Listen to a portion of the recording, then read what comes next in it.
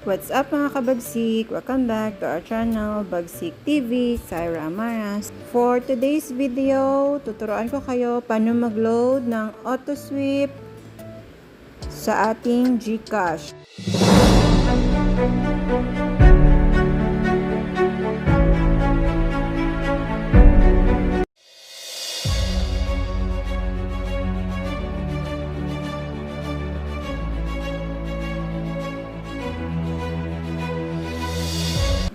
First is, kailangan make sure may load ang ating Gcash. Punta tayo sa Gcash. Ayan. Enter PIN.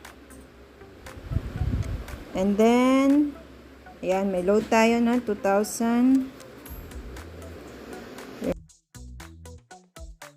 Then, pay bills. And then, go to transportation. Hanapin natin ng Autosweep. Autosweep Rfid. Yun naman, wala namang iba. So, click natin sa Autosweep. Loadan natin siya ng 500. And then, account number.